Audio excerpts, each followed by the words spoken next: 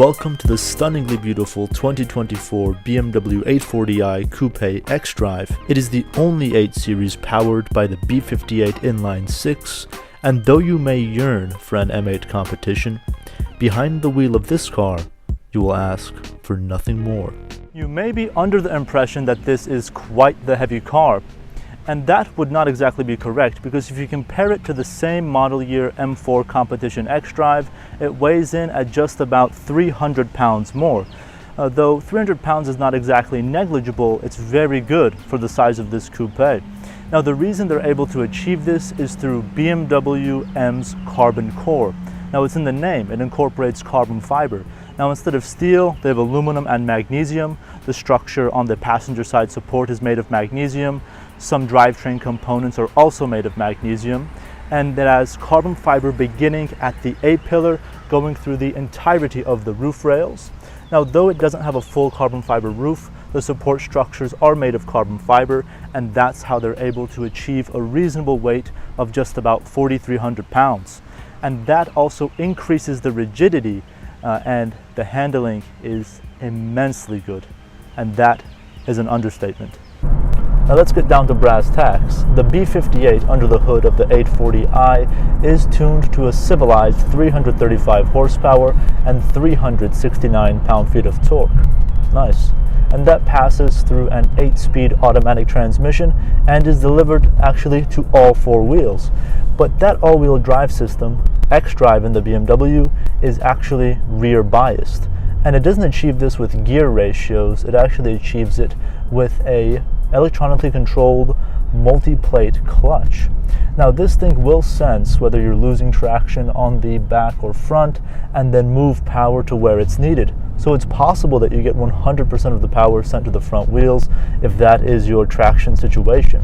But most of the time it's going to be biased to the rear with a little bit going to the front, and that I think helps perfectly with the steering. The steering responsiveness is amazing in this car. It definitely feels like an M car, if not better.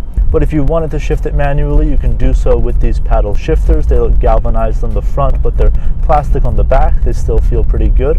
Other than that, you do have a thick leather steering wheel, which does give you the substantial feeling that you expect from this vehicle. The interior is amazingly luxurious. It is head to toe covered in merino leather that is sheep leather, so it is quite soft as opposed to your Napa leather, for example. And then you do have the heads-up display where it shows your speed, and you can shift through different Sirius XM channels right there on your holographic heads-up display.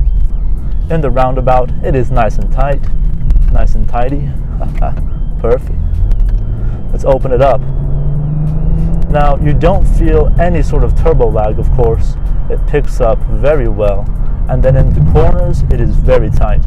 Now if I'm looking and comparing this car to a Bentley Continental GT, I just cannot justify buying that when this exists on the market, because I can spend 200,000 less, put that 200,000 in the stock market, buy this for 100, and then I'm sitting on merino leather seats, which are nice and cushiony, so it's not like an M bucket seat.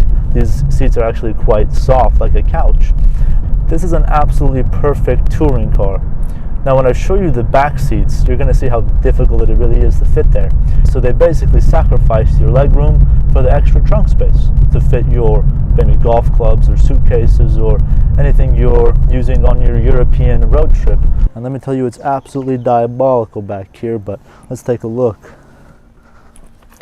Okay, just got to fit back here. Oh, perfect.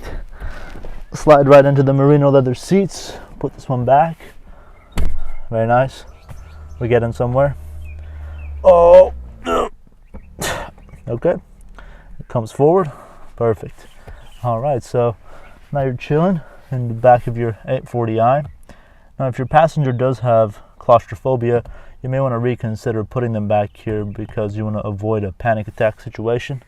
That's not covered under the BMW warranty. Easy to get out. You just gotta do a little. There we go. The way this car handles corners is simply amazing, because looking at it, you would think big coupe, it's going to have some body roll. None. It has absolutely zero body roll. If I got into this car blindfolded and I really had no idea what I was driving, I might think it's a new M4. Minus the sound, you can't really tell the difference because it is so incredibly agile and tight for the size that you forget you're driving a giant coupe. It just feels like a tight sports car. It's amazing. Let's get a little boost on this thing.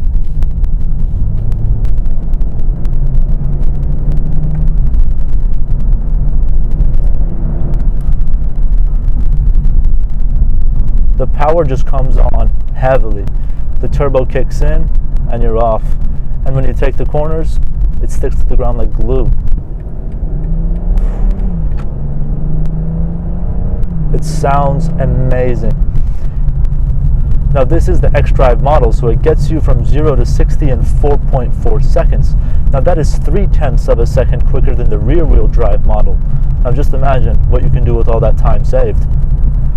Now you can drop the gas like a hammer, but it's going to put the power on like olive oil. And then you can dip into a corner like a maniac, and it's going to keep you in the seat like a straitjacket. For me, this is simply the quintessential 8 Series because the inline 6 is BMW's specialty, and I would not want to interfere with that by getting an 850i, and particularly the GranCoupe. I mean, that thing is a sedan, what is called a coupe. I mean, let's get serious here. And then there's the M8 Competition, which of course is a beautiful and amazing car. But then again, with the inline 6, it simply maintains that BMW feel that you've come to expect. So that's the beauty of this vehicle and why I would choose it in this spec. And contrary to a much sportier model, it's comfortable at lower speeds. It doesn't feel anxious or out of place when you're cruising through town. So that's very good about it. This really is a true dual-purpose car, because if you just want to use it to go to the country club, well, I mean, it's going to serve its purpose. But if you needed to come to the roads and push it a little, it's no problem. Now the front end styling is absolutely beautiful on this car. It does have nice open grills at the bottom, and it does have the shutter system, so the shutters remain closed for a more aerodynamic ride, and then they open up when it needs a little bit more oxygen and cooling. The hood has these nice cutouts for air to travel across, and it looks absolutely beautiful. The kidney grills are portioned to perfection. They're not too small, they're not too large, and they blend perfectly into the front end with the headlights. Now the BMW laser headlights are quite expensive, so if they do say that the eyes are the windows to your soul, then the headlights on the 840i are the windows to your retirement savings, because it's going to cost you at least $12,000 to change these, and that's not including tax or labor costs. So you might as well just put that money on a down payment for a 3 Series so you can drive at night if your lights go out on this vehicle. One of the most beautiful aspects of this car is how wide it is, especially at the back around the hips.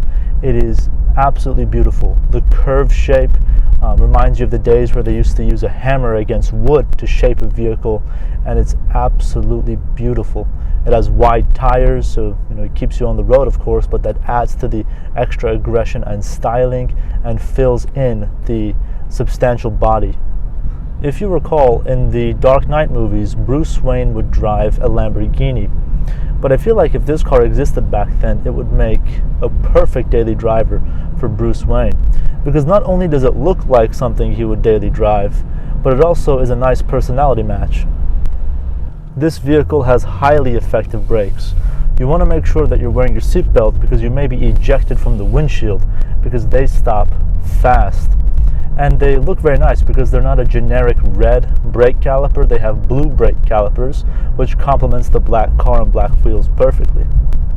In the back, you do have two 75/30 tires, and in the front, I believe it's either 235 or 245, but I'm leaning towards 245/35, and those are Goodyear tires, Eagle 1, and I was surprised that they're actually made in Germany. I was thinking that the Goodyear tires would be made in the US, but they're actually made in Germany.